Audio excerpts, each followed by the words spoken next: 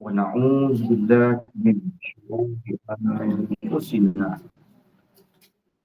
ومن سيئات أعمالنا.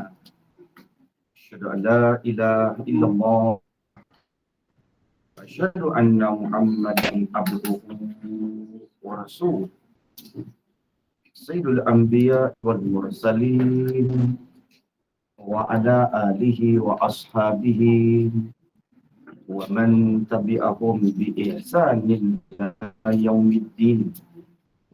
رب اشرح لي صدري ويسر لي أمري واحلل عقدة من لساني يفقهوا قولي. سبحانك لا علم لنا إلا ما علمتنا إنك أنت العليم الحكيم.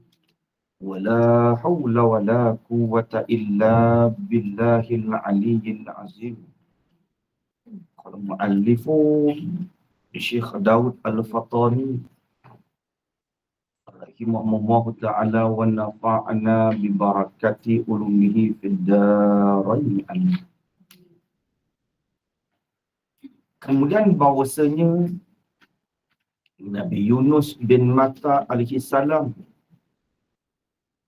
marahlah ia Nabi Yunus akan marah yang satu akan sebagai sekali marah. Marah Nabi Yunus itu pada yang bukan tempatnya. Pada yang bukan pada tempatnya. Maka satu kesilapan yang dilakukan oleh Nabi Yunus bin Matta alaihissalam, Nabi Yunus marah akan kaumnya. Kaum Nabi Yunus tak mau beriman. Maka marah Nabi Yunus keluar daripada tempat yang diutuskan. Nabi Yunus diutuskan di bumi Ninawa. Ya, kata setengah Ninawai. Ninawa atau Ninawai. Sebelah utara Iraq. Nabi Yunus diutuskan sebelah utara Iraq. Orang bagian Ninawa, kata setengah Ninawai. Ninawa ataupun Ninawai nama tempatnya. Oleh kerana kaumnya engkar tak mau beriman, maka marah Nabi Yunus keluar dari bumi Ninawa. Sedangkan Nabi Yunus seorang rasul. Tugasnya menyampaikan risalah, ilmu dan amal. Maka dalam keadaan marah, Nabi Yunus meninggalkan kaumnya. Itulah orang panggil kesilapan yang sekali yang pernah dilakukan oleh Nabi Yunus bin Matta alaihissalam. Kemudian Nabi Yunus naik bahtera. Nabi Yunus naik bahtera kapal. Sebab syariat Nabi Yunus, orang yang berdusta hukumnya bunuh. Dalam syariat Nabi Yunus, siapa berbohong hukumnya bunuh. Nabi Yunus dah berjanji azab 3 hari turun. Tiba-tiba azab tak jadi turun. Kan? Awan hitam dah turun. Api dari langit dah turun dah nak sambar. Tapi umatnya bertaubat. Kaumnya bertaubat, awak angkatkan semula. Nabi Yunus sangka kalau aku balik bumi Ninawanya aku dibunuh. Atau Nabi Yunus pergi jauh tu. Nabi Yunus nak pergi jauh, tak nak bertemu dengan umat kaum dia. Maka naiklah Nabi Yunus di atas satu bahtera kapal. Okay? Tak ramai kapal tu dalam, tak lebih 20 orang. Nabi Yunus naik bahtera kapal tu tak lebih daripada 20 orang naik. Orang kenal itu Yunus. Manusia pun kenal itu seorang Nabi, seorang Rasul. Sebab itulah Nabi Yunus Allah masukkan dalam perut ikan nun. Bahtera kapal tu nak karam, nak kena buang salah seorang. Dibuang 3 undi, 3-3 kena pada Nabi Yunus bin Matta alaihissalam. Nabi Yunus rela terjun, dimakan oleh ikan nun. Ikan nun tu daripada perut bumi. Ikan nun tu asal daripada perut bumi. Kan ketika zaman Nabi Nuh, oleh kerana air terlampau tinggi yang teramat, gunung bertenggelam, Allah dah perintahkan bumi untuk sedut air, masukkan air. Tapi masa yang teramat lama. Nabi Nuh kan dia tenggelam dalam laut 9 Rajab sampai 10 Muharram. Bermula 9 Rajab sampai 10 Muharram. Muharram tu hari Ashura. Ya, orang bubur Ashura tu kan. Nabi Nuh terdampar bahteranya dekat atas bukit Judi itu pada 10 Muharram. Banyak bulan, 9 Rajab sampai Muharram. Ketiga, air belum surut-surut, Allah perintahkan maka Jibril. Jibril akan turun ke muka bumi. Jibril turun, maka Jibril hentakkan sayap di muka bumi, maka bumi menjadi 7 benua lautan. Kan sekarang kat atas dunia kan ada 7 benua lautan. Tu maka Jibril hentakkan sayapnya, maka di bumi terjadilah 7 benua lautan. Maka sebahagian daripada lautan yang Jibril hentakkan sayap untuk sedutkan air masuk, antaranya tempat yang bernama ikan nun. Ikan nun tu keluar. Ikan nun itulah yang makankan Nabi Yunus bin Matta alaihissalam. Khilaf kata ulama tafsir, kata setengah Nabi Yunus dimakan selama 40 hari. 40 hari, 40 malam. Kata Nabi Yunus ditelankan, dipenjarakan akan Nabi Yunus dalam perut ikan. Di bawah patat laut. Ni kata orang Patani ni lah, patat laut tu dasar laut. Cakap KL lain macam. Orang Kelantan dia lain bahasa dia. Orang KL dia lain. Patat tu dasar orang panggil. Sedalam-dalam laut ikan untuk bawa Nabi Yunus kan semakin dalam kan semakin azab, tekanan kan semakin kuat. Dasar laut orang bagi. Kata ulama ilmu falak, kita nak tahu dasar laut, kita tengok tingginya gunung. Kata ulama ilmu falak, kita nak tahu macam mana dalamnya laut, tengok betapa tingginya gunung. Biasa dekat laut ada gunung. Biasa di laut ada gunung. Kita nak tahu dalamnya laut, tengok setara mana tingginya gunung. Atau gambaran laut tu dalam setara mana, tengok gunung sekitar situ. Ya. Begitulah kata ulama ilmu falak. Maka kerana bawa Nabi Yunus ke dasar lautan, orang panggil selama 40 hari 40 malam. Dalam dasar lautan, Nabi Yunus mendengar hidupan bertasbih. Gelap. Dasar lautan, cahaya matahari tak tembus. Bila hidupan tu gelap, Nabi Yunus mendengar hidupan di dasar laut tu bertasbih. Maka Nabi Yunus mendapat ilham, Allah wahyukan ilham, sebutlah zikir la ilaha anta subhanaka inni kuntu minaz zalimin. Itu zikir Nabi Yunus tak pernah kering. Zikir dalam berikan nun tu. Selama 40 hari tak makan, tak minum, itulah zikir makanan Nabi Yunus. La ilaha anta, tidak ada Tuhan malaikat engkau, hanya Tuhan. Subhanaka ini, maha suci engkau. Sesungguhnya aku, kata Nabi Yunus, aku termasuk dalam golongan orang yang berbuat zalim. Subhanaka ini kuntu minaz zalimin. Dan mendengarlah para malaikat akan suaranya, akan suara Nabi Yunus bin Matta alaihissalam. Ketika Nabi Yunus berzikir la ilaha anta subhanaka inni kuntu minaz zalimin, suara tasbih zikir Nabi Yunus didengar para malaikat. Bila malaikat mendengar zikir Nabi Yunus, maka berkatalah mereka itu para malaikat. Apa kata para malaikat? Tuhan, ya Rabb, Tuhan. Ya Rabbana, Tuhan kami. Ini suara yang dikenal. Kata malaikat, kami kenal suara ini. Ini suara kekasih engkau, Nabi Yunus ni. Kami kenal, kata para malaikat. Akan tetapi walaupun mereka kenal, daripada tempat yang tiada dikenal. Kami tak tahu pula kat mana tempat Nabi Yunus zikir. Bukan seperti adat kebiasaan. Sebab dibawa ikan nun sampai ke 7 petala bumi, dasar lautan. Lalu maka firman Allah Ta'ala, demikian suara hamba-Ku Yunus. Allah jawabkan daripada pertanyaan malaikat. Itulah suara hamba-Ku Yunus bin Matta alaihi salam.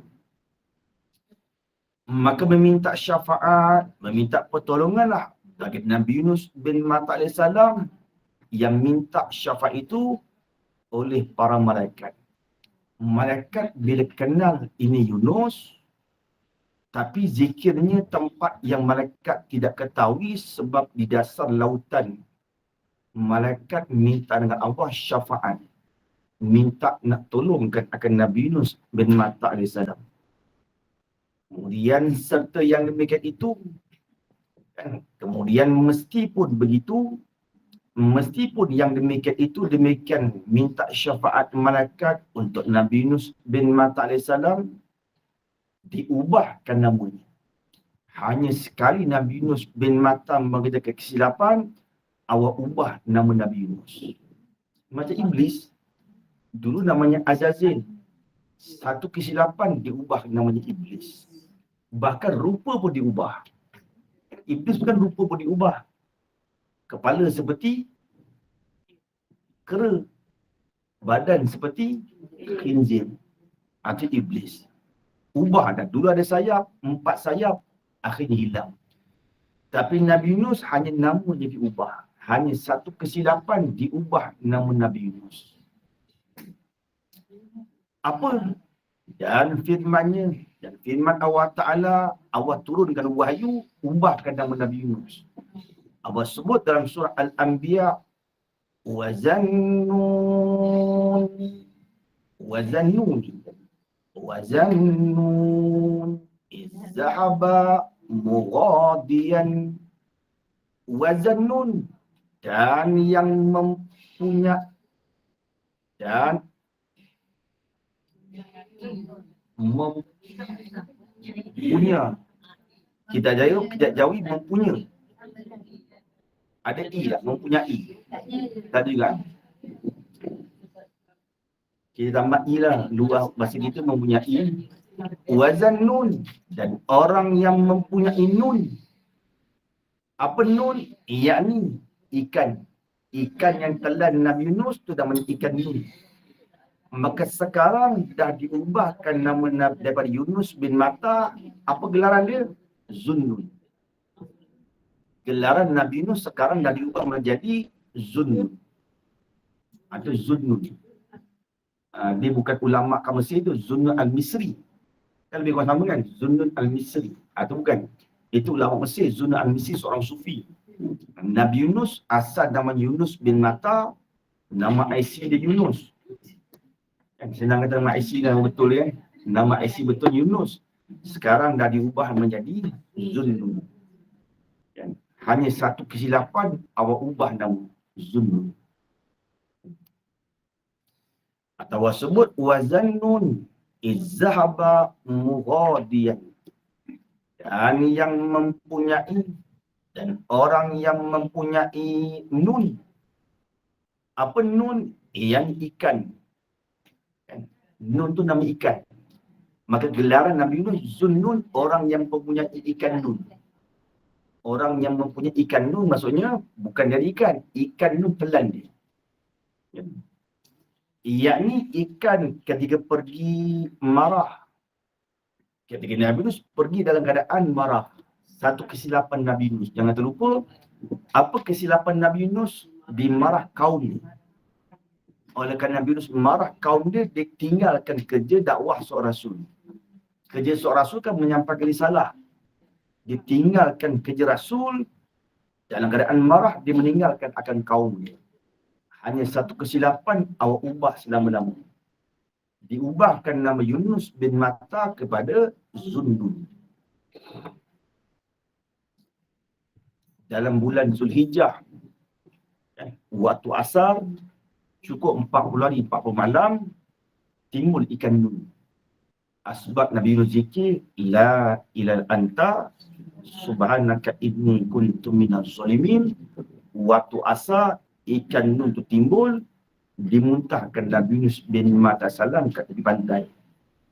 Kata ulama tafsir, dalam keadaan seperti anak yang baru lahir. Baru keluar daripada perut ikan. Ya. Ya betul. Lain dan sebagainya. Selama 40 hari, 40 malam. Bukan 40 kali, 40 hari. Baca sentiasa. Nabi Nuh baca sentiasa. Siang malam, pagi petang. 40 hari, 40 malam. Nabi Nuh tak makan, tak minum. Dalam perut ikan, tak makan, tak minum. Maka dimuntahkan ikan Nuh seperti anak yang baru lahir dari perut ibu. Lemah. Kan? Kulitnya rosak, berlendir, tak larat. Kan? Itu Nabi Yunus bin Matta AS. Satu kesilapan, awal hukum kan. Kesilapan Nabi Yunus, dimarah kaumnya keluar daripada tempat bumi Ninawa. Maka dinisbahkan akan dia. Sebab tu Nabi Yunus bila keluar perut ikan, dimakan buah labu. Nabi Yunus bersyukur semayang 4 rakaat. Nabi yang pertama semayang asar, itu Nabi Yunus. Kan? Awal-awal Nabi yang semayang waktu asar tu Nabi Yunus. Sebab dia bersyukur selamat daripada 4 kegelapan. Kan? Itu waktu asar kan Nabi Yunus timbul ikan nun muntahkan pada waktu asar. Bulan Zulhijjah. Maka dinisbahkan akan dia. Akan Nabi Yunus bin Matta AS.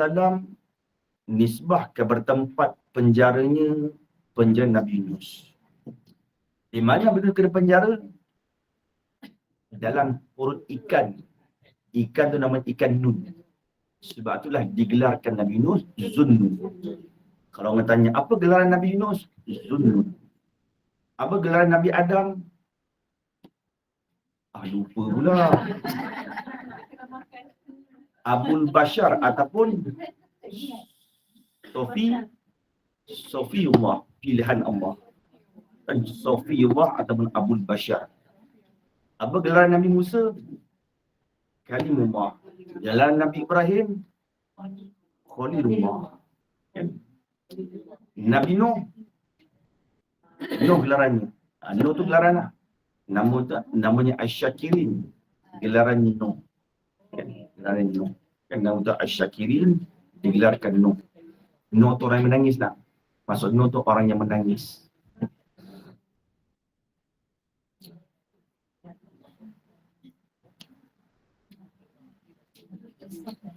Artinya nama Nabi Yunus dah diubah menjadi Zunnun namanya.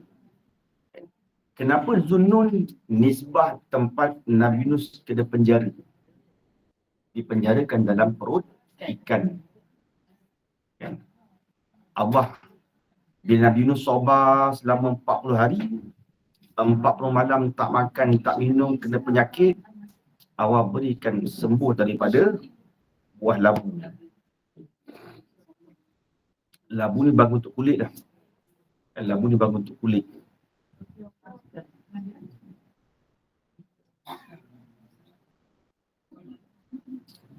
Pumpkin buah labu. Labu kuning. Labu ada banyak. Labu sayung ada.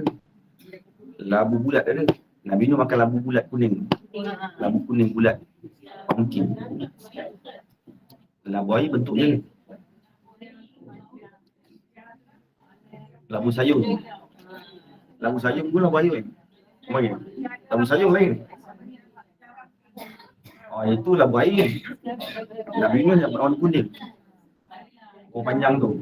Tengok kan? Ni labu yang bulat. Labu kuning. Labu bulat warna kuning. Pumpkin.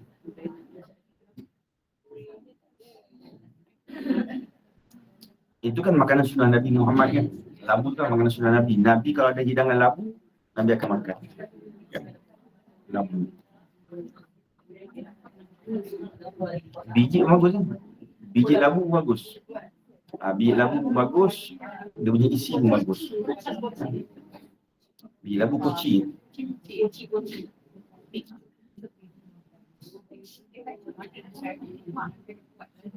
Kemudian maka firman Allah Ta'ala,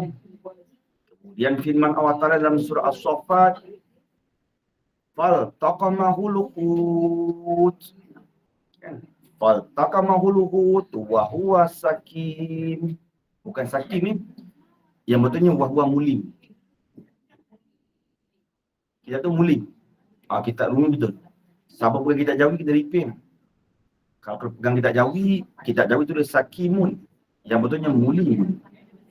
Dalam surah As-Saffat, faltaqamahul hutu wa huwa mulimun. Ayat 140. Maka telan akan Nabi Yunus bin Matta AS oleh ikan nun, padahal sakit.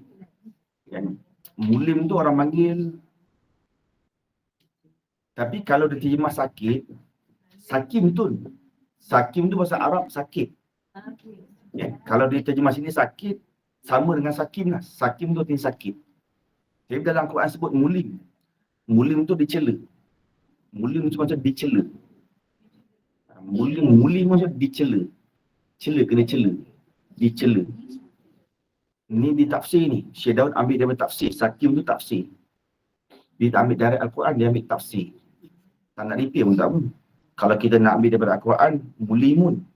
Dari tafsir dia sebut sakim. Kalau kita nak baiki Al-Quran, sebut mulimun. Mulimun apa? Orang panggil padahal Nabi Yunus dicela. Kenapa? Sebab satu kesilapan Nabi Yunus dimarahkan akan kaumnya. Itu Nabi Yunus ditelan ikan nun dalam keadaan awal cela kan. Sebab dia mengerjakan satu kesilapan. Ikan nun tu besar bukan kecil-kecil ni ikan. Lagi besar daripada bas lagi. Lagi besar daripada bas. Lagi besar daripada paus. Megalodon. Dia lagi besar daripada paus. Besar kapal. Ikan nun tu dah tafsir sebut besar. Besar semua. Ikan nun. Orang yang ada dalam kapal tu sangka ketika Nabi Yunus terjun daripada kapal, mereka nampak ikan nun datang makan, sangka mereka Nabi Yunus mati dah. Sangka orang dalam kapal tu lebih kurang 18 orang. Lebih kurang 18 orang. Mereka sangka Nabi Yunus mati dah. Menangis mereka. Nanti Nabi Yunus duduk di pantai, dimakan buah labu, datang seorang pemuda. Dia tanya, "Man anta, siapa engkau ni?" "Akulah Yunus." Budak yang tak percaya. Kan Nabi Yunus mati dah. Dia telan ikan. Apa bukti engkau ni Yunus? Kan? Engkau tanyalah pasir ni, kata Nabi Yunus. Engkau tanyalah labu ni. Budak ni pergi tanya, pasir tu bercakap. Pokok labu tu bercakap. Antara mujizat Nabi Yunus, pasir boleh bercakap, pokok labu boleh bercakap. Bila pokok labu pasir bercakap, terkejut budak tu. Rupanya Nabi Yunus dah hidup lagi. Tak mati. Dia tak kenal Nabi Yunus sebab apa? Kenapa budak tu tak kenal Nabi Yunus? Sebab wajah Nabi Yunus dah berubah jadi lebih muda. Dia makan apa? Makan labu. Balik rumah, sebelum tidur, pepek labu ni. Murah je. Makan lain. Nabi Yunus kulit dia rosak, dalam perut ikan kulit rosak. 40 hari. Disapu labu. Lagi muda daripada sebelum ni. Awak jadikan lagi pun. Saya budak tak kenal. Siapa kau ni? Kata akulah Yunus. Balik rumah dengan bening-bening. Tak payah beli produk mahal beribu-ribu. Pergi pasar malam beli labu je. Kilo RM3-4 je kan mahal.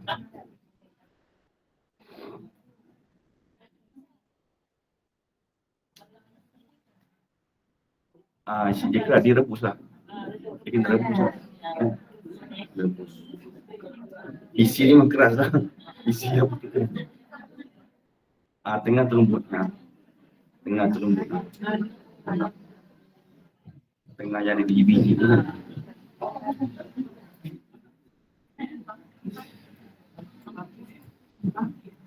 Lalu firman Allah SWT,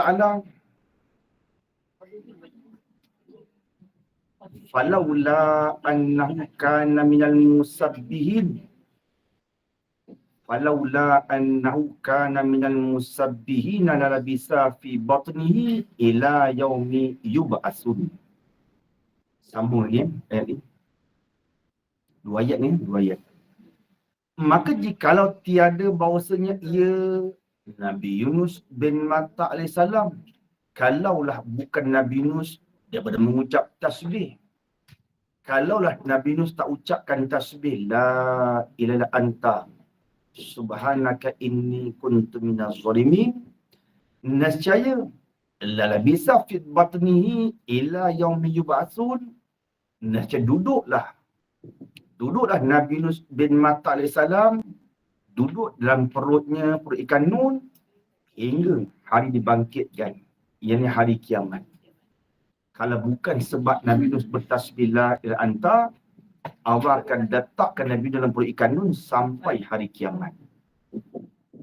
Itu kalau kita ada pernah buat zolim, jangan lupa zikir dia, la ilaha anta subhanaka inni kuntu minaz zalimin. Kalaulah bukan sebab demikian, Allah akan letakkan dia sampai hari kiamat. Kemudian ia Allah SWT, kemudian ia Allah sebut akan nikmatnya Allah. Allah sebutkan nikmat Allah. Yunus, lupakan kau. Allah bangkitkan nikmatnya. Dan bangkitan Allah, yang ni bangkitan itu kurniaan. Allah ingatkan nikmatnya dan bangkitannya dan kuni. Maksud bangkitan kuni, anugerah. Dan bangkitannya Allah dan kuni anugerahnya Allah. Allah ingatkan Nabi Yunus banyak nikmat yang telah Allah anugerahkan. Lalu maka firman Allah SWT dalam surah Al-Qalam, laula an tadarakahu ni'matun rabbihi wa huwa mazmum. Laula an tadarakahu ni'matun min rabbihi lanubiza bil ara'i wa huwa mazmum. Jikalau tiada bahu mendapat akan Nabi Yunus bin Matta alaihissalam itu oleh nikmat daripada Tuhannya, kalaulah bukan kerana Allah anugerah nikmat kepada Nabi Yunus bin Matta, kalau bukan kerana Allah anugerahkan nikmat, nescaya dilontarkan dengan arak. Apa ara'i? Iaitu padang tepi laut. Nabi Yunus dimuntahkan oleh ikan Nun kat mana? Tepi pantai. Pantai tu orang panggil arak. Di pantai tu, pantai tu luas. Pantai yang ikan Nun timbul muntah Nabi Yunus, begitu luas pantainya, dikatakan dalam istilah ara'i. Ara'i yang mail padang tepi laut. Pantai tu luas, ibarat seperti padang. Dan tepi pantai tu luas, ibarat orang panggil padang. Padang tepi laut. Kalau bukan asbab Allah anugerahkan Nabi Yunus dengan nikmat, dengan anugerah bangkitan kurniaan, Allah akan letakkan Nabi Yunus sampai hari kiamat. Tapi dengan anugerah nikmat dan kurniaan, cukup 40 hari, dimuntahkan, Allah perintahkan ikan Nun, muntahkan Nabi Yunus kat tepi pantai. Orang panggil arak namanya. Padahal ia Nabi Yunus bin Matta alaihissalam mazmumun, kena cerca. Pasal Nabi Yunus pernah mengerjakan satu kesilapan. Ada orang panggil satu kesilapan Nabi Yunus. Nabi Yunus ketelan ke dalam laut.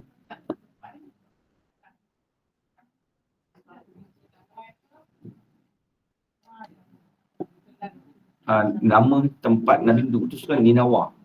Laut kat situ lah. Lain. Nabi Yunus, asal konsep niat Nabi Yunus, aku nak pergi sejauh yang boleh, tak nak jumpa kaum ni. Sebab dalam syariat Nabi Yunus, kalau berdusta hukumnya bunuh. Makin nak pergi jauh, nak merentas laut cukup jauh. Takut Nabi Nuh, sangka Nabi Nuh. Nabi Nuh menyangka, kalau aku jumpa kaum aku, nanti kena bunuh. Itu tidak merentas laut yang jauh. 40 hari, bayangkan ikan terbawa selama 40 hari. Kata ulama tafsir, Nabi Nuh diperjalankan dekat 7 petala bumi dan 7 benua lautan. Satu dunia, laut satu dunia, ikan itu bawa. Sebab kata ulama tafsir, Nabi Nuh diperjalankan di 7 petala bumi dan 7 benua lautan. Kan? Lautan Hindi, lautan Pasifik, Horizon nak masuk lah kot. Horizon ada buat ikan. Di lautan yang besar, benua lautan. Benua lautan, 7 benua lautan. Kata ulama tafsir, 7 benua lautan, 7 petala bumi. Dalam laut. Sedalam laut, Nabi Nuh sampai sini. Seluas-luas laut, sampai. Selama 40 hari, ikan itu bawa berjalan. Tapi bukan dalam pasir persiaran, dalam perut ikan. Berjalan dalam keadaan tersiksa. Berjalan dalam tersiksa, bukan makan angin. Dalam perut ikan tu dengan darah, dengan bau hanyir, dengan bau busuk. Kan dalam perut ikan. Itu dalam keadaan dicerca. Tapi sifat Allah dengan asbab Nabi Nuh zikir, maka dimuntahkan dekat Arak namanya. Maka tiliklah ulimu, orang yang salik, maka tiliklah, maka renungkanlah ulimu. Engkau fikir berulang-ulang kali akan siasah Subhanahu wa ta'ala, akan siasah, akan aturan. Siasah tu aturan. Sebahagian daripada makna siasat tu aturan. Ada siasah makna pemerintahan. Ada siasat maknanya aturan. Engkau renungkanlah orang yang salik. Engkau fikirlah berulang-ulang akan siasah, akan aturan Allah Subhanahu Wa Taala. Miskin. Imam Ghazali sebut miskin. Maksudnya apa? Orang yang patut dikasihani. Miskin yang orang yang patut dikasihani. Dia terjemah sebiji. Syekh Daud ni dia kaedah dia, kalau karang kitab dia terima seketul-seketul. Maksudnya miskin. Maksudnya kita ambil makna lazim lah. Lazim dia miskin. Orang yang patut dikasihani. Tiliklah olehmu orang yang saling, engkau tilik akan siasat aturan Allah SWT. Miskin. Orang yang patut dikasihani. Dan demikian, dan begitulah kita ambil iktibar daripada kisah-kisah para anbiya, hanya satu kesilapan, Allah ubahkan selama-lama. Daripada Nabi Yunus diubahkan nama Sunnun. Hingga mana? Hingga bertali, berpanjangan. Hingga bertali, berpanjangan, hinggalah seterusnya. Dia berzaman Nabi-Nabi, Nabi Nuh, Nabi Adam. Sebelum Nabi Adam, Iblis diubahkan.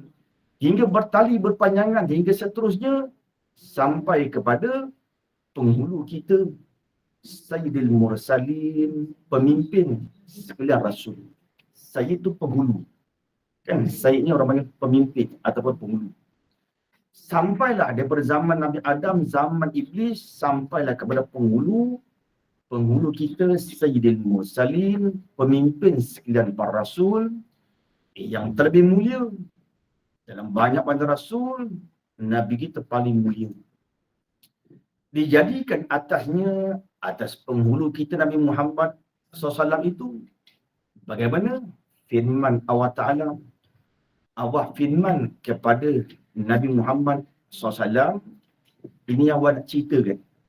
Ayat ni, wahyu yang awak turun, awak sampaikan kepada Nabi kita Muhammad SAW. Astaqim kama umirta wa man taba ma'aka.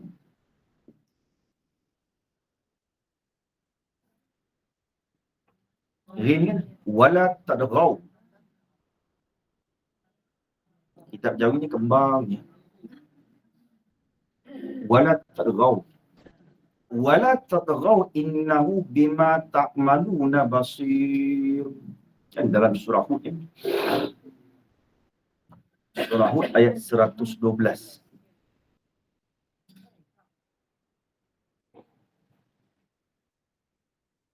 Rasanya ada fa pun.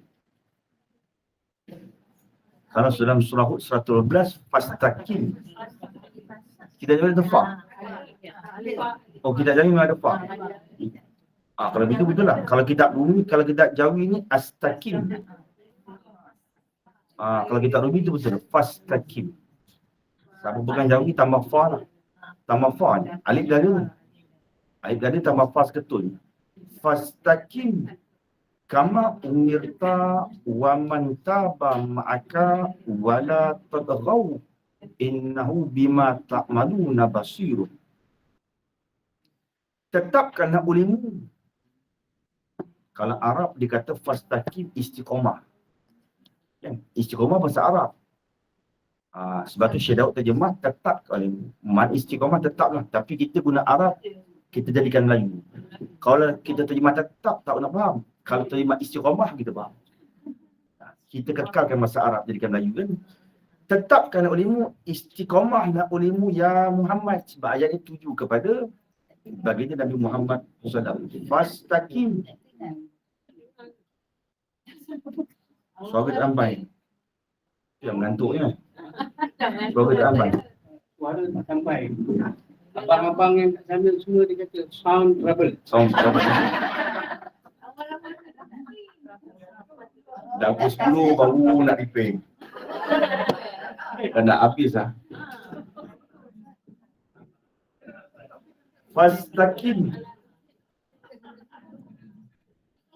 Fastaqim kama umirta.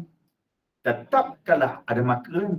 Maka tetapkan olehmu. Maka istiqamahlah olehmu. Ya Muhammad. Ya Rasulullah SAW. Istiqamahlah olehmu ya Rasulullah. Mendirikan.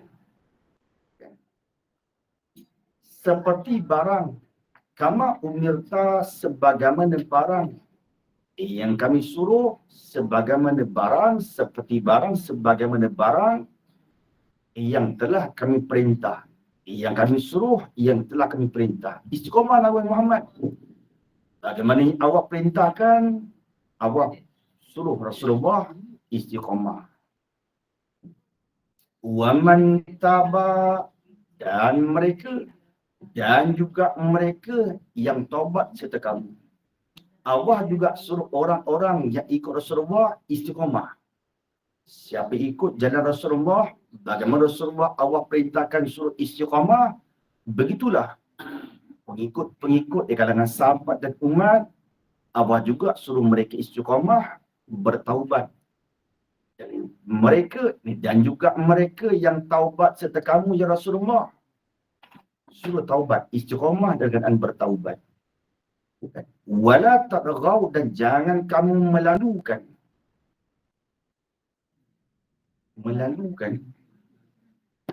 Kalau dikata Arab wala tadghaw, diterjemah melalukan, dan jangan kamu melalukan had. Kalau Arab tadghaw tu melampaui batas. Tadghaw tu melampaui batas. Wala tadghaw, dan jangan kamu melampaui batas. Had tu batas lah, had batu batas. Dan jangan kamu melalukan, dan jangan kamu melampaui batas. Jangan melampaui batas had. Mampu 10, jangan cek penyakit buat 20. Mampu puasa sehari seminggu 2 kali, jangan melampaui. Hari-hari nak puasa, jangan melampaui batas. Ibadah pun tak boleh melampaui batas. Allah suruh istiqamah je. Tak banyak tak apa, tapi istiqamah. Dan istiqamah lebih daripada 1000 karamah. Kenapa istiqamah lebih daripada karamah? Karamah tu benda yang mencari adat. Orang kafir boleh buat. Orang kafir boleh buat sihir. Benda pelik-pelik jadi. Kan? Orang soleh pun boleh buat. Tapi yang membezakan orang kafir dan orang Islam, bezanya pada ibadat yang istiqamah. Sebab itulah ibadat istiqamah terlebih baik daripada 1000 qaramah. Itu dia kata sebab tak awak pesan kepada Rasulullah, awak pesan kepada kita umat, ikut jalan Nabi istiqamah. Fastaqim kama umirta. Istiqamah. Tak banyak tapi istiqamah. Istiqamah tu yang ada datang ke rahmat. Jangan kamu melampaui batas hadnya. Bahawasanya ia Allah SWT dengan barang yang kamu kerjakan itu amat melihat. Kan? Tak malun, lagi pula basirun, amat melihat, ini amat mengetahui. Allah perintahkan kita yang ikut jalanan Nabi Muhammad SAW suruh istiqamah. Demikian orang-orang yang beriman. Orang yang beriman bersama dengan Nabi Muhammad SAW di kalangan umatnya disuruhkan kita istiqamah. Dengan istiqamah lah itu ada kemuliaan. Istiqamah tu datangnya kemuliaan. Istiqamah tu tepat pada waktu. Bila kita ibadat memang tepat pada waktu, Allah akan hadirkan malaikat. Malaikat akan hadir. Itu kelebihan orang yang istiqamah pada ibadah. Awak pesan taubat jangan lupa. Kan? Waman tabah. Kita nak jalan macam mana nak dapatkan ibadat istiqamah, jangan tinggalkan taubat. Atau orang panggil akabah yang kedua, fasa taubat jangan terlupa. Macam mana kita nak dapatkan ibadat istiqamah, satu rahsia yang awak pesan, jangan tinggalkan taubat. Sentiasa bertaubat. Dalam kitab ni sebut, dalam kitab Minhajul Abidin, ada 7 perkara dalam taubat. 3 syarat taubat, 4 rukun taubat. Kan dulu sebut kan? Ada 7 perkara taubat, jangan tinggalkan setiap hari. Rahsia nak dapatkan ibadat istiqamah, taubat firman Allah.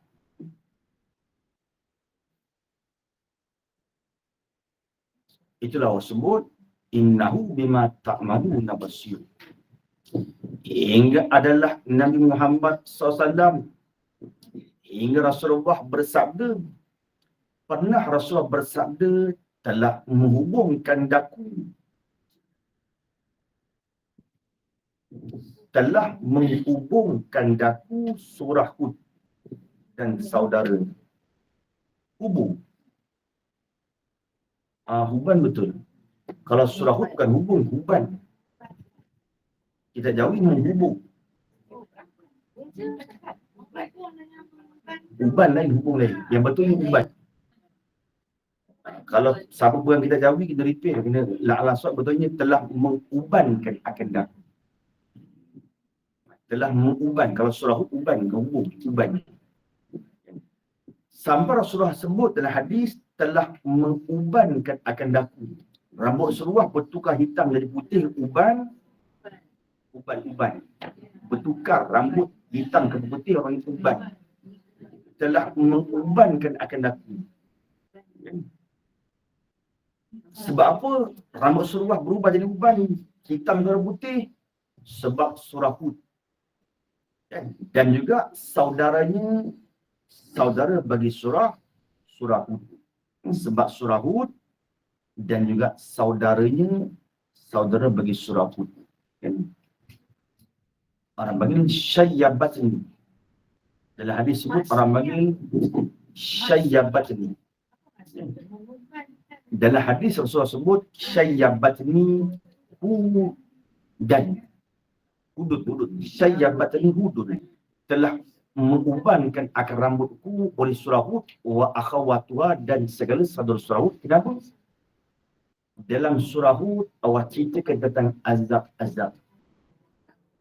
Bila kita baca, kan sini nak cerita tentang khauf dan rajah. Satu kesilapan Allah ubah selama-lama. Kan? Dulu disebutkan kisah Iblis, kisah Nabi Adam. Nabi Ibrahim pernah buat silap. Nabi Nuh pernah buat silap. Nabi Yunus pernah buat silap. Maka bila Rasulullah baca surah Hud dengan hanya satu kesilapan yang Allah ceritakan dalam kisah-kisah umat dahulu, awak ubah selama-lamanya. Itu menjadi Rasulullah rasa khauf, takut. Awak campak rasa khauf dalam hati Rasulullah SAW sebab kisah yang Allah sebutkan dalam surah Hud. Surah Hud tu dia banyak cerita tentang Nabi. Jangan pun surah Hud kan sempena Nabi Hud. Nabi Hud diutuskan kepada kaum Ad. Allah binasakan kaum Ad dengan angin. Angin apa? Angin sorsor. Angin ada macam jenis ni. Angin yang membinasakan kepada umat kaum Ad, angin sorsor namanya. Bukan angin pus-pus lain.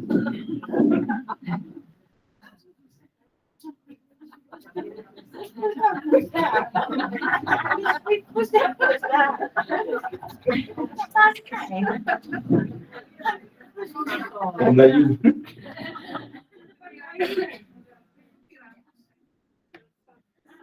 Itu cerita Perambi yang angin pus-pus. Angin sorsor tu sifatnya merah. Angin sorsor tu sifatnya merah. Dipegang sekurang-kurang 70,000 malaikat. Allah simpan ke angin sorsor dekat petala bumi. Kan? Angin sorsor tu sifatnya sejuk. Sejuk dan merah. Kata kaum Ad, Hud. Kan? Nabi Hud ni sifat Nabi tu apa? Siddiq. Dia akan sampaikan benda yang betul. Allah akan utuskan angin yang akan menghancurkan kamu. Dengan sombong kaum Ad kata, kami akan tanam ketubuh kami dalam bumi. Dia tahu dah, azab Allah ni angin ribut. Apa sombong kata orang kaum Ad ni, ditanam dekat bumi, dia gali tanah, ditanam. Ada sampai pinggang, ada sampai dada, ada sampai kaki. Supaya kalau Allah utuskan angin, diorang tak terbang. Maka Allah perintahkan malaikat bukakan lubang sebesar lubang hidung. Kata malaikat, ya Rabb, kalau kami bukakan lubang sebesar lubang hidung, nescaya bumi akan hancur.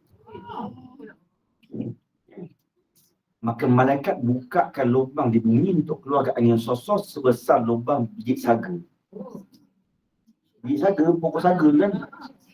Warna merah tu yang namanya poton saga. Kan poton kan namanya saga, ambil dari itu asal dia. Saga tu kan nama poton, dia ambil dari pokok lah. Dan dia dapat anugerahkan dulu kan. Kan dulu kan orang panggil nama tu nak tak nama pun. Kan dia buka peraduan kan. Siapa letakkan nama tu, pakcik lah, pakcik dah meninggal lah. Masuk kita dan dulu.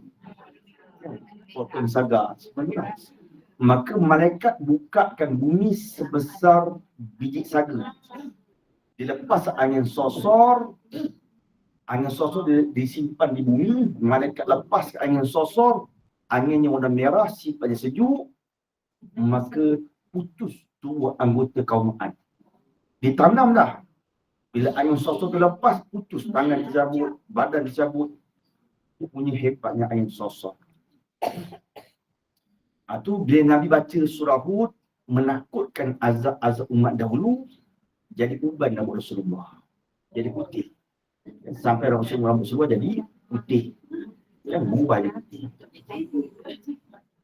Itu kisah dalam surah Hud. Kan? Wa akhawatuha, dan segala saudara. Kan? Dalam surah ada surah lain, cerita tentang azab. Kan? Atau awak nak campakkan sifat khawf, takut jadi kita. Dengan hanya satu kesilapan, awak boleh ubah selama-lamanya. Hanya satu kesilapan, diubahkan selama-lamanya. Itu telah mengubankan. Kitab ni telah menghubungkan kita.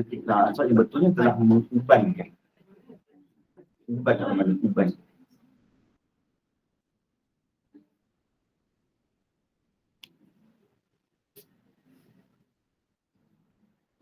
Pasal hadis kata syayyabat sendiri.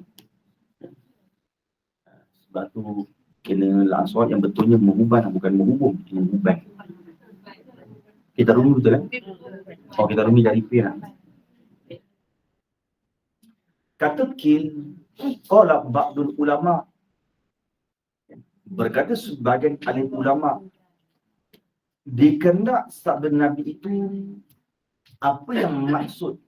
Ulama menghuraikan apa maksud daripada hadis Rasulullah menyebutkan telah mengubankan daku surah Hud dan dalam saudara surah Hud. Maka sebagian ulama menafsirkan dikehendak dengan sabda Nabi itu akan ayat ini. Ayat mana? Fastaqim kama umirta wa man taba ma'aka wa la tadghaw innahu bima ta'maluna basir. Sebagian ulama menafsirkan hadis Nabi yang dimaksudkan itu adalah ayat fastaqim kama umirta. Sebab tu boleh ubah nama Nabi. Kenapa Nabi sebut dalam hadis telah mengubah nama aku? Sebab Nabi baca dalam firman Allah, fastaqim kama umirta. Sebagian ulama kata demikian. Awak pesan kepada Rasulullah, istiqamahlah. Apa yang awak perintah, istiqamah, jangan tinggalkan. Maka timbul salah sifat khauf, takut, jadi umpan kepada Rasulullah SAW. Itu kata sebagian ulama. Yang seumpama daripada ayat ini, ayat fastaqim kama umirta. Mana seumpama dalam Al-Quran yang disebutkan dalam Quran. Mana ayat yang seumpama dengan ayat fastaqim, ayat yang seumpama disebutkan itu, itulah yang dikatakan sampai menakutkan hati Rasulullah, maka jadi uban Nabi Muhammad SAW. Firman Allah SWT itu nak memberikan iktibar kepada kita. Bila kita baca Al-Quran, baca nampak tentang azab, kalau tak faham tengoklah terjemah dia. Kan Al-Quran sekarang ada terjemah dia kan. Kan tak faham benda cerita apa ni. Kita buka Quran yang ada terjemah sebelah ni kan. Bila kita baca Quran, ada cerita tentang azab, cerita tentang hari kiamat. Kan? Sunat kita renungkan orang majlis. Kita renung, timbul ke sifat khauf. Macam mana yang Allah perintah kepada Nabi, begitulah kita ikut. Kan? Datang sifat takut, kalau dengan sekali kesilapan yang kita buat, takut-takut Allah akan ubah buat selama-lamanya. Kan? Tiap-tiap kita baca Quran, jumpa ayat azab, hadirkan sifat khauf, takut di hati. Ingatkan, hanya sekali kesilapan boleh jadi Allah akan ubah buat selama-lamanya. Firman Allah SWT, Allah firman dalam surah Ghafir, wastaghfir li zambik, wastaghfir li zambika, dan minta ampunlah dan mohon ampunlah olehmu ya Rasulullah, dan minta ampunlah olehmu ya Muhammad, li zambika, bagi dosa kamu. Hingga mana? Hingga bahawa dikuning. Hingga akhirnya bahawa dikuningkan Allah atas Nabi Muhammad SAW. Allah anugerahkan kurnia dengan ampun. Tak Allah perintah Rasulullah, wastaghfir, minta ampunlah. Sedangkan Rasulullah tak pernah buat salah. Sedangkan Rasulullah tak pernah buat silap. Tapi Allah tetap minta Rasulullah, wastaghfir, minta ampunlah. Itu nak mengajarkan kita ni, jadilah orang yang tawaduk. Tak salah pun istighfar. Rasa tak dosa pun buat hari ni, pun tetap kena istighfar. Begitulah yang diajarkan pada Rasulullah, wastaghfir li dzambika, mohon ampunlah olehmu yang Muhammad akan dosa engkau. Sedangkan Nabi maksum. Dalam banyak-banyak Nabi, 2 Nabi saja yang tak pernah buat silap. 2 Nabi. Nabi lain semua pernah buat silap.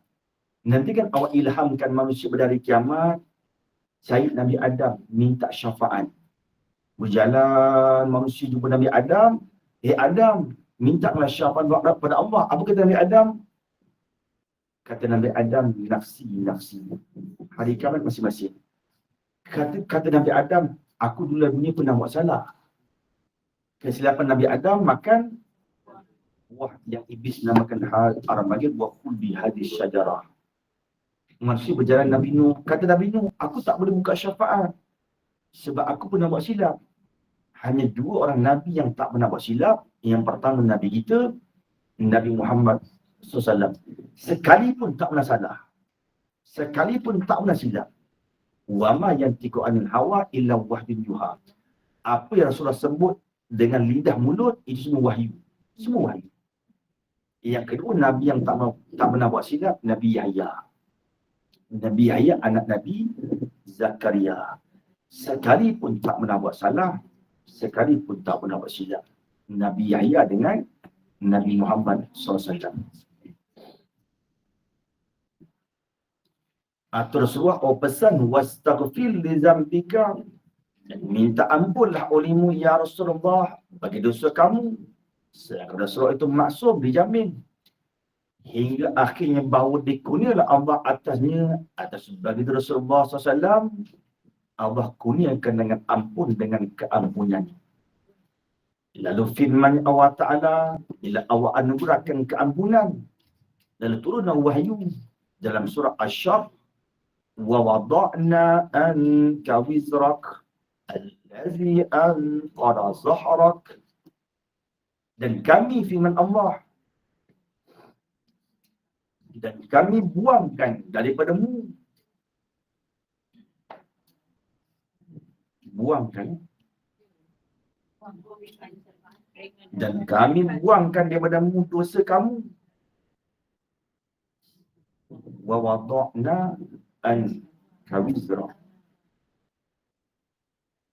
Kita tu ringan kan? Dan kami ringankan daripadamu dosamu. Dan kami buangkan, firman Allah, dan kami buangkan daripadamu ya Rasulullah, buang akan dosa kamu yang memberatkan belakang.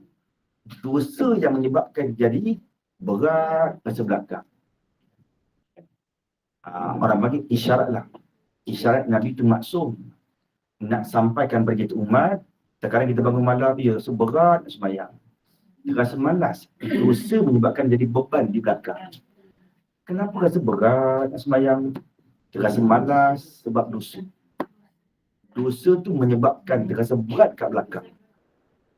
Itu rasa berat. Ya Allah, macam gebutan lah kat kepala ni. Ada 2 butan kat belakang ni, malas sangat nak bangun sembahyang. Sebab kita masih ada dosa. Allah buangkan segala dosa, segala kesilapan, segala kesalahan kat belakang. Dosa tu yang menyebabkan berat kat belakang Rasulullah SAW. Sedangkan Nabi tak ada dosa. Jin Korin pun Nabi boleh Islam kan. Bayangkan jin Korin Nabi kita boleh Islam kan. Hanya satu-satunya Nabi yang boleh Islamkan jin Korin itu Nabi kita.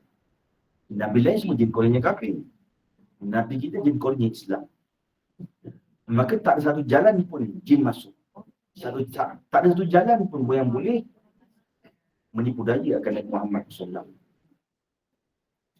Dan lagi firman Allah SWT, Allah firman dalam surah Al-Fath, liyaghfira lakallah, liyaghfira lakallah, liyaghfira lakallahu ma taqaddama min zambika wa ma ta'akhkhara.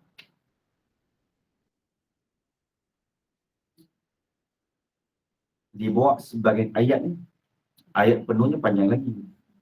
Dibawa sebagian ayat. Liyaghfir laka Allahu ma taqaddama min zambika wa ma ta'akhkhar. Wa yutimma ni'matahu 'alaika wa yahdika siratan mustaqim. Diampunkan. Liya ada lam. Lam tu lam likai. Kalau kita ngaji tafsir tu lam likai. Lam likai tu mana supaya. Diampun supaya diampun Allah bagimu. Liyaghfira laka, supaya diampunlah oleh Allah bagimu ya Rasulullah. Supaya Allah ampunkan bagimu akan dosa. Dosa yang telah terdahulu, yang berdosamu, dan barang dan dosa yang terkemudian. Allah dah ampun siap-siap dah. Dosa dulu pun nak wadah ampun ke Rasulullah. Sedangkan tak berdosa. Atau Allah redha kan. Dosa kemudian pun Allah dah gugurkan. Dan adalah Nabi Muhammad SAW. Dan kemudian sesudah itu, setelah Allah turunkan wahyu tu, adalah Nabi kita, Nabi Muhammad SAW. Kemudian daripada demikian itu, setelah daripada demikian itu, demikian Allah buangkan beban yang ada kat belakang. Kan? Yang menjadikan berat tubuh tu, Allah angkatkan beban menjadi tubuh Rasulullah ringan seringan-ringannya. Beban tu Allah angkatkan ke atas Rasulullah SAW. Lepas kemudian daripada demikian itu, demikian beban diangkatkan tu, sembahyang malam. Kan? Nabi sembahyang malam hingga mana? Hingga bengkak dua kaki Nabi Muhammad SAW. Tubuh terlampau ringan, nak sembahyang ibadat, punya lama Nabi sembahyang, dua kaki itu bengkak. Berjam-jam lah sembahyang malam. Itu yang umat ikut tu. Sayyidina Osman kalau sembahyang witir, khatam satu Quran. Dan Sayyidina Osman kalau sembahyang witir, khatam satu Quran. Kita sejam, oleh hitam kepala. Ada burung pusing. Dalam hadis Nabi sebut, kalau kita bangun tajuk sembahyang malam, sekurang-kurang Nabi pesan dalam hadis, sekurang-kurang baca 10 ayat. Ingat kalau kita sembahyang tahajud, sekurang-kurang kita baca 10 ayat. Jangan baca keluar sampai 10 ayat. Kalau kita sembahyang tahajud, Nabi pesan dalam hadis, sekurang-kurang baca 10 ayat. Sebab apa? Kalau buat duha lebih 10 ayat ke sini? 11. Boleh baca buat duha 10 ayat dah. Sebab Nabi sebut kalau orang yang sembahyang malam dibaca sekurang-kurang 10 ayat, dicatat orang ini orang yang az-zakirin. Orang yang tak pernah lupa lalai. Orang az-zakirin, orang yang sentiasa ingat pada Allah. Dan kalau sembahyang tadi jangan lupa baca sekurang-kurang 10 ayat. Supaya kita termasuk golongan orang yang az-zakirin. Siapa orang az-zakirin? Orang yang tak pernah lalai. Orang yang tak pernah terlupa. Kita sentiasa ingat kepada Allah. Itu rahsia sembahyang malam. Kalau baca 100 ayat kata Rasulullah, kita termasuk golongan orang yang al-qanitin. Kita dicukkan orang yang sentiasa orang yang mengejar amal taat. 100 ayat. Kalau dalam sembahyang tahajud baca 100 ayat, dicatatkan kita orang sentiasa, orang kita dicukkan orang yang taat. Kita akan neraka. Kata al-qanitin. Kalau baca 1000 ayat, kita dicatatkan orang yang muntazari. Muntazari itu orang bagi kan? Satu kebajikan sebesar gunung Uhud. Satu kebajikan sebesar gunung Uhud. Atau kalau ada baca 1000 ayat, 1000 ayat ni. 1000 ayat tak cukup Al-Baqarah. Sama Ali Imran. Tak cukup 1000. Sama An-Nisa. Letak Quran kat tengah. Itu kena bangun tahajud 1 pagi tu. 4 pagi tak cukup tu 1000 ayat ni. Kena bangun tahajud 1 pagi tu. Bolehlah kita cuba semua hidup sekali boleh kan. 1000 ayat. Sekurang-kurang 10 ayat. Sekurang-kurang 10 ayat. Kalau 10 ayat, az-zakiri. 100 ayat, al-qanitin. 1000 ayat, al-muntaziri. Atau Nabi semayang sampai bengkak kaki-kaki. Punya lama Rasulullah semayang, 2 kaki Rasulullah dia bengkak begitu. Kita bengkak sebab gaul. Bengkak sebab kaki manis jaga tinggi. Rasulullah bengkak sebab semayang. Makan tak jaga. Orang lagi bengkak sebab lain. Nabi bengkak sebab ibadat kan. Maka dikatakan baginya bagi Rasulullah SAW. Maksudnya maka bertanyalah para sahabat. Maka dikatakan baginya, maka sahabat bertanya. Sahabat bertanya kepada baginda Rasulullah SAW. Apa pertanyaan sahabat kepada Nabi? Adakah memperbuat ini? Ya Rasulullah. Ish, kata sahabat. Wahai Rasulullah, adakah memperbuat ini? Kenapa kau sembahyang malam sampai begini bengkak ni? Kan sahabat bertanya kepada Nabi, ish, kenapa nak sembahyang sampai berjam-jam? Sampai bengkak kaki? Kan sahabat muskil lah. Sebenarnya telah mengampun Allah bagimu. Kan Allah telah ampun ke dosa engkau ya Rasulullah.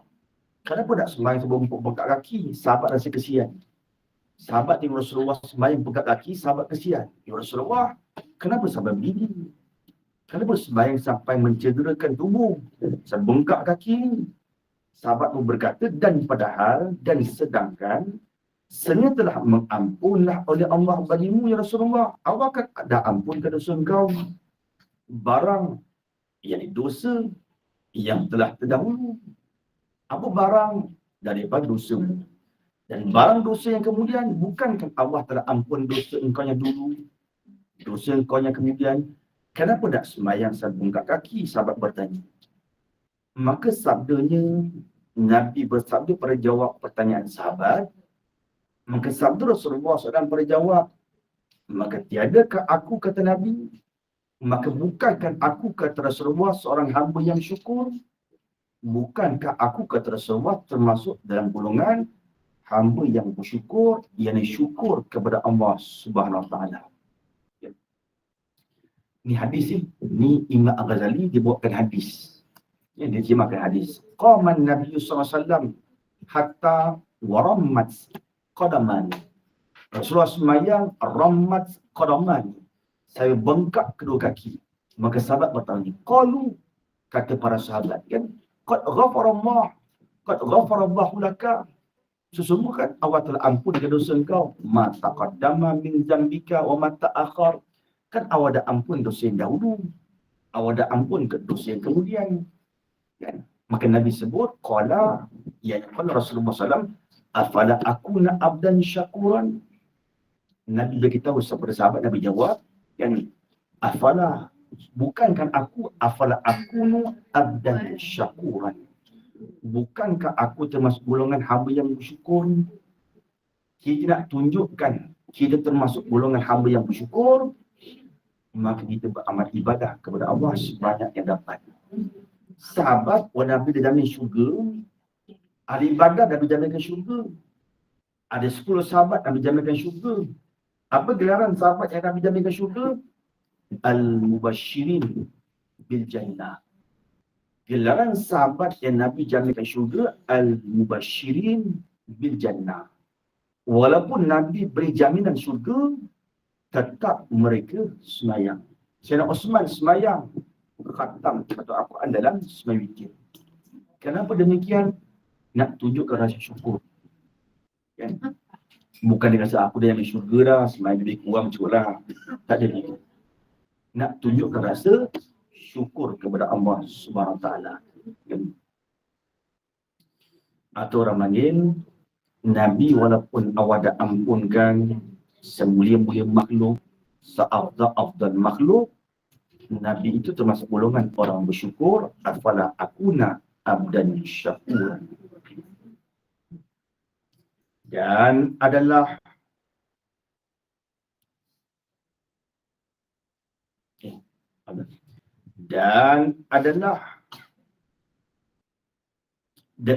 sallallahu alaihi wasallam, dan adalah Nabi Muhammad sallallahu alaihi wasallam sembahyang malam dan menangis. Rasulullah apabila sembahyang malam, Nabi akan menangis. Biasanya, kebiasaan Rasulullah bangun sembahyang malam, Rasulullah akan menangis. Itu kebiasaan boleh begitu. Adalah Rasulullah SAW biasa sembahyang malam dan menangis, Nabi akan menangis. Kita tengok Cik Ramah menangis. Sembahyang malam tak nangis. Sembahyang malam muap je. Salah satu tanda lembutnya hati, kita sembahyang, kita menangis. Dan lalu sabda Nabi Muhammad SAW, ni hadis riwayat Sahih Muslim, ni hadis dalam kitab Sahih Muslim. Bila Nabi sembahyang malam, biasa Nabi menangis. Lalulah Rasulullah bersabda dalam riwayat Sahih Muslim, A'udzu bi'afwika min iqabika wa biridaka wa biradaka. Kan radaka kan? Wa biradaka. Radaka redha. Redha. Tidak imah. Ra dari bawah ke atas. Dari bawah. Wa biridaka. Semua sama A'udzu bi afwika min iqabika wa bi ridaka. Rasa-rasa dalam Sahih Muslim wa bi radaka sini. Wa bi radaka. Radaka ke ridaka? Nak tengok Sahih Muslim buka TikTok. Nanti saya rujuk Sahih Muslim dulu. Rasa-rasa macam wabi radaka Sahih Muslim. Ada tu? Tidak tu, betul lah. Wabi redaka. Wabi redaka min suktika.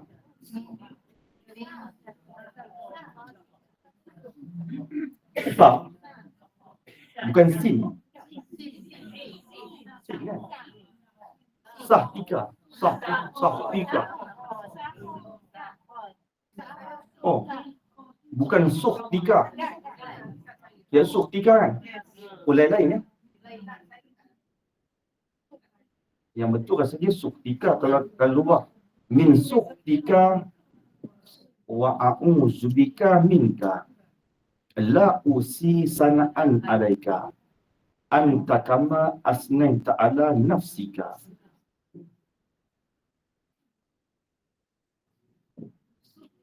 Min suh kan?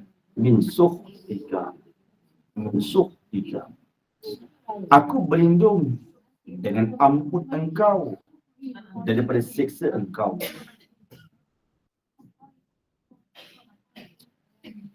Di kaedah hadis ni, kalau kita baca hadis, terkadang Imam Bukhari, bila Imam Bukhari meriwayatkan hadis, terkadang Imam Bukhari tak tulis semua. Imam Bukhari bila mendengar daripada rawi, Imam Bukhari tak tulis semua hadis. Sebab Imam Bukhari dia tulis hadis sebab nak ijtihad. Tujuan Imam Bukhari untuk ijtihad. Adapun anak murid Imam Bukhari, Imam Muslim, dia tak tulis hadis sebab ijtihad. Dia akan tulis ikut semua rawi yang sebut. Maka nak dapatkan hadis penuh, kena buka Sahih Muslim. Bila kita rujuk Imam Bukhari, kita kena buka Sahih Muslim sekali. Sebab Sahih Muslim dia akan tulis semua hadis. Kan kalau kita belanja hadis dah. Kaedah hadis, Sahih Muslim akan tulis semua riwayat. Syarah hadis Imam Nawawi lah. Sahih Muslim yang paling masyhur syarah Imam Nawawi. Yang Imam Nawawi disyarahkan hadis Sahih Muslim. Aku berlindung dengan ampun engkau ya Allah. Aku berlindung kata Rasulullah dengan keampunan engkau daripada siksa engkau. Dan dengan redha engkau. Dan aku berlindung dengan keredaan engkau daripada kemurkaan engkau. Daripada murka, daripada kemurkaan engkau. Dan aku berlindung kata Rasulullah SAW. Dan aku berlindung dengan engkau. Daripada engkau. Yang daripada siksa engkau. Tiada aku dapat menghinakan kepujian atas engkau. Sifat kepujian Allah amat banyak tak terhingga. La usi sana'an alaika. Sifat kesempurnaan Allah banyak tak terhingga. Cuma yang menjadi kewajipan kita belajar hanya 20 sifat. Nama sifat 20. Adapun sifat kepujian Allah, sifat kesempurnaan Allah itu banyak tak terhingga. Dalilnya Nabi sebut la usi sana'an alaika. Tidak aku dapat, kata Rasulullah, menghinggakan akan kepujian atas engkau.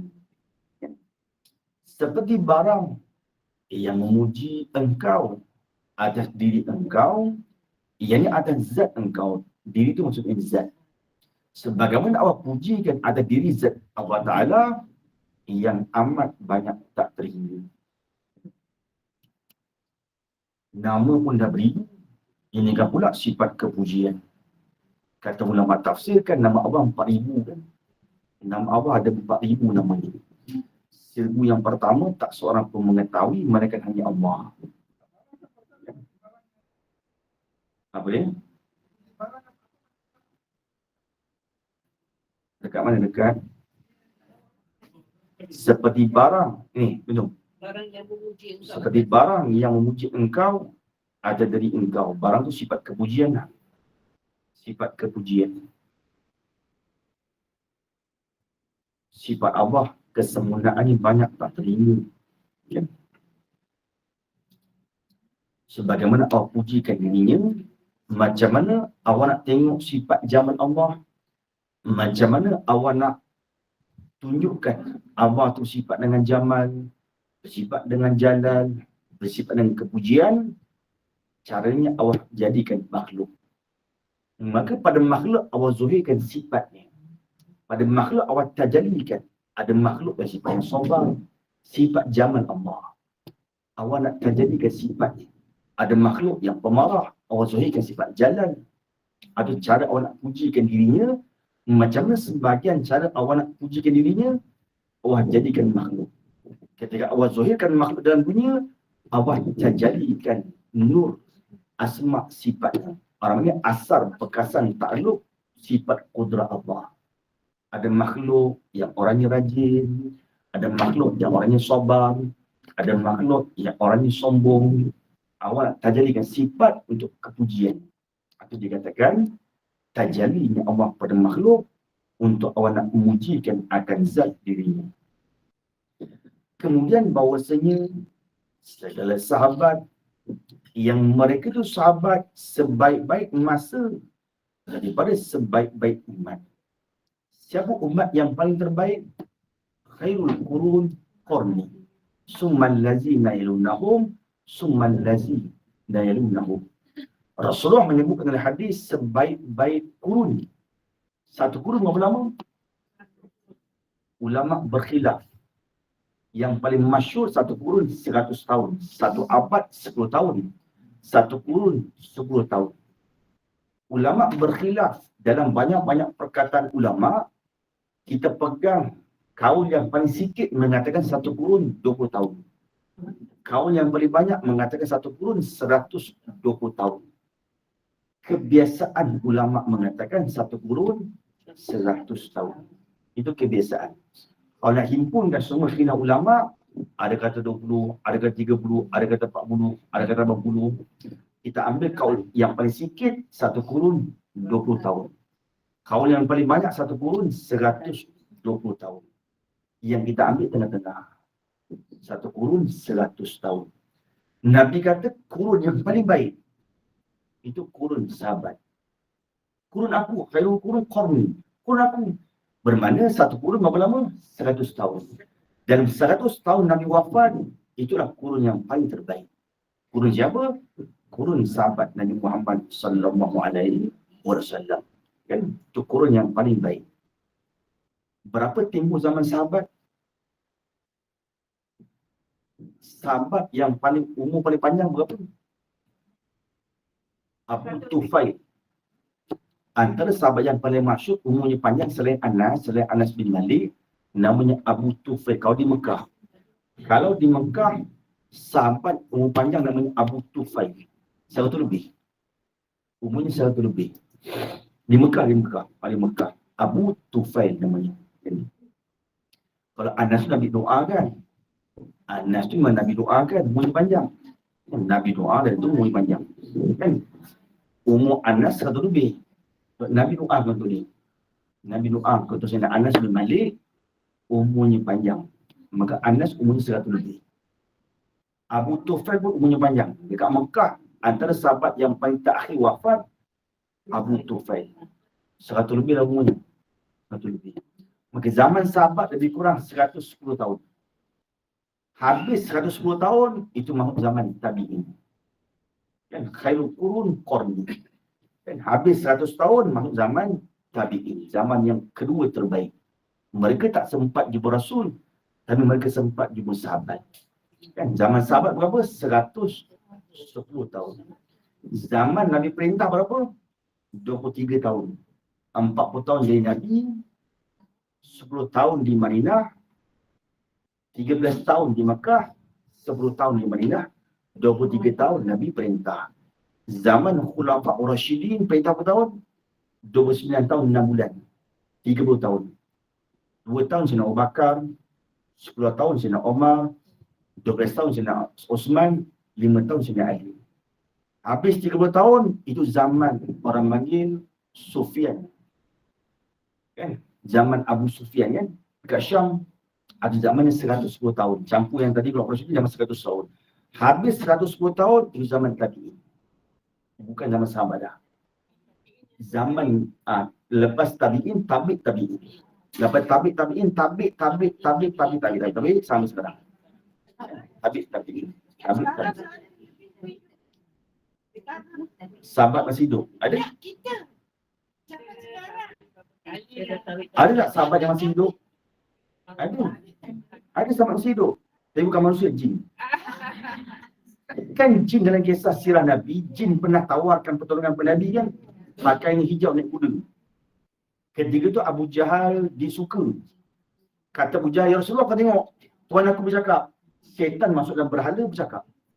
Abu Jahal banggalah. Muhammad, kau kata Tuhan aku bisu pekak, kau tengok dia bercakap. Rasul pun tak tahu nak buat macam mana. Macam mana ni? Datang seorang jin, ditawarkan pertolongan Allah, izinkan aku pancung jin kafir. Syaitan kafir itulah. Sebab dia masuk dalam berhala dia bercakap. Besok Rasulullah bertemu dengan orang kafir Quraisy, berhala diam tak cakap. Abu Jahal malulah. Semalam Tuhan aku bercakap. Kini diam pula. Jin Islam dah pancung ni. Jin tu masih hidup sampai sekarang. Jin yang tolong Nabi tu hidup sampai sekarang. Kan? Wa'alam. Tapi jin tu pakai ni hijau naik kuda. Kalau kita jumpa jin tu, kita tabi'in lah. Dahsyat tabi'in kita. Kita masuk dalam cermin hadis Nabi. Khairul qurun qarni summal ladzina lahum summal ladzina lahum. Dahsyat lah. Kan? Tapi jin tu dah tua lah, dah 1000 lebih dah. Umur zaman Nabi pun dah 1000 lebih. Sekarang dah beribu-ribu lah umur ni. Kot-kot lah akan jumpa. Ya. Nama pun terlupa dalam hadis tadi. Dalam hadis tadi. Kan? Nama jin. Jin tu masih hidup. Tapi kita tak ada jumpa jin tu. Kita ni orang yang malas ni jumpa jin hitam lah, jin cak ayam tu. Jin hijau tu tak payah nak jumpa.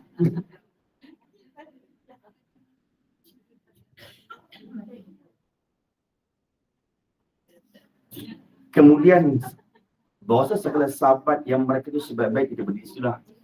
Kemudian bahasanya segala sahabat yang mereka sebaik-baik masih.